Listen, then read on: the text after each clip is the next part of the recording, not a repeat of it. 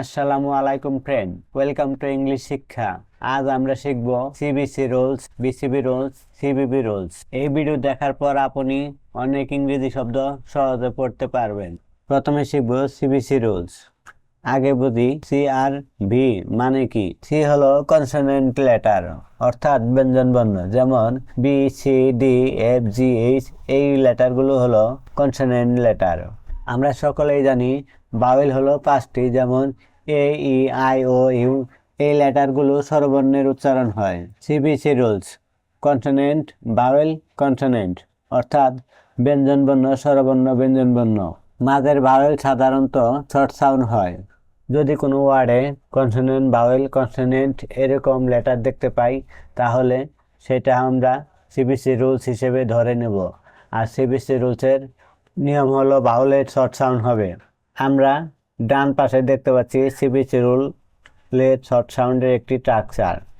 এর short sound হয় এ অথবা অ, এর শর্ট সাউন্ড হয় এ অথবা এ, আই এর শর্ট সাউন্ড হয় ই, ও এর শর্ট সাউন্ড অ অথবা আ, ইউ এর শর্ট সাউন্ড আ। উদাহরণ দেখে নেই, যেমন CAT, ক্যাট, এখানে এর উচ্চারণ এ হয়েছে।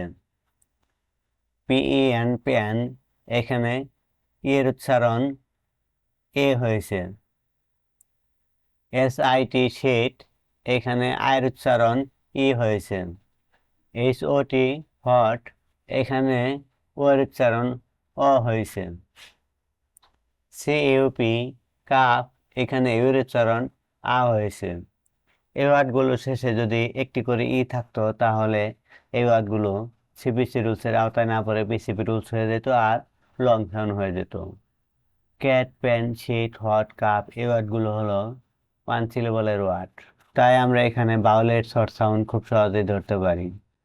Two syllable CBC rules word: যখন একটি শব্দে দুই সিলেবল থাকে এবং প্রতিটি সিলেবলে CBC rules consonant, vowel, consonant হয়, তখন ভাওয়েলের শর্ট সাউন্ড হয়। স্ট্রাকচারটা হবে এমন: consonant, vowel, consonant, consonant, vowel, consonant. Example: rabbit, এই ওয়ার্ডটিতে দুইটি সিলেবল আছে, আর এর মাঝে ভাগ করে দিলে দুইটি সিবিসি রুলস বের হয়। আমরা আরো সহজে বুঝে নেই, যেমন ভাওয়েলের পাশে যদি কনসোনেন্ট থাকে, পরবর্তী যদি আবার একটা কনসোনেন্ট লেটার থাকে, কোনো ভাওয়েল খুঁজে না পায়, তাহলে সেটা সিবিসি রুলস হয়ে যায়। যেমন র্যাবিট, এখানে মাঝে দুইটি বি লেটার আছে, এর মাঝে কোনো ভাওয়েল নাই, তাই এখানে দুইটি সিবিসি রুলস হয়ে গেছে। যদি কোনো ওয়ার্ডের মাঝে দুইটি কনসোনেন্ট লেটার পাই, তাহলে সেখানে ভাগ করে বানান করব। একটি সিলেবলে দুইটি ভাওয়েল থাকলেই সেটাই হয়ে যায় বিসিবি রুলস, আর একটি ভাওয়েল থাকলে হয় CBC rules. Syllable CBC word list: এখানে প্রতিটি ওয়ার্ড দুইটি সিলেবলে ভাগ করা হয়েছে, কারণ মাঝে দুইটি করে কনসোনেন্ট আছে। এই ট্রিক্সগুলো ভালো করে শিখে রাখুন, আর কোনো দিন ওয়ার্ড স্পেলিং করার সময় ভুল হবে না। আশা করি আমাদের সিবিসি রুলস শেখা হয়েছে। এখন আমরা শিখব বিসিবি রুলস। বিসিবি রুলসের স্ট্রাকচার হলো ভাওয়েল, কনসোনেন্ট, ভাওয়েল। নিয়ম: প্রথম ভাওয়েল সাধারণত লং সাউন্ড হয়। আমরা ডান পাশে বিসিবি রুলসের একটি স্ট্রাকচার দেখতে পাচ্ছি, যেমন এর উচ্চারণ এ অথবা এই, এর উচ্চারণ ই, আইয়ের উচ্চারণ আই, ও এর উচ্চারণ ও অথবা ও, ইউ এর উচ্চারণ ইউ অথবা উ।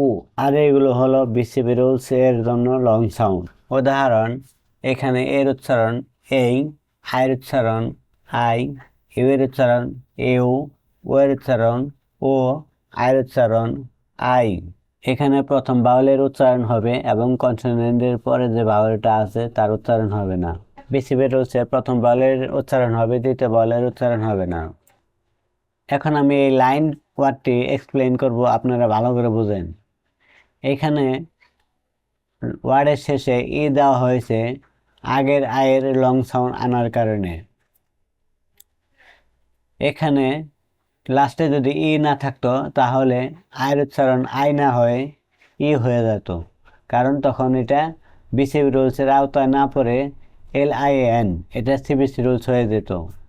তখন আয়ের শর্ট সাউন্ড হয়ে এর উচ্চারণ হতো লিন। এখানে CAP, ক্যাপ, সিবিসি রুলস, এর উচ্চারণ এ, আর CAPE, শেষে একটা ই হওয়ার কারণে এর উচ্চারণ হয়েছে এ, CAPE, ক্যাপ। এখানে CAPE, এটা বিসিবি রুলস হয়ে গেছে। আমরা সবাই প্রথমে বিসিবি রুলস মিলানোর চেষ্টা করব। যেমন LINE, লাইন, এখানে আই একটা ভাওয়েল, তারপরে এন কনসোনেন্ট, তার পরবর্তী ভাওয়েল। এখন এন এর পরে যদি আমরা কোনো ভাওয়েল না পাইতাম তাহলে আয়ের আগে যে কনসোনেন্ট এইটা থেকে হিসাব ধরতাম। যেমন LINE, লিন, সিবিসি রুলস হয়ে যেত। আর আমরা সবাই জানি আয়ের শর্ট সাউন্ড ই। এখন আমরা সংক্ষেপে সিবিবি রুলস শিখব। সিবিবি রুলস এবং বিসিবি রুলস নিয়ম প্রায় একই। ভাওয়েলের পরবর্তী লেটার যদি আবার ভাওয়েলই হয় তাহলে আগের ভাওয়েলের লং সাউন্ড হয় এবং পরের যে ভাওয়েলটা তার উচ্চারণ হয় না। এক কথায় to while walking, first one talking.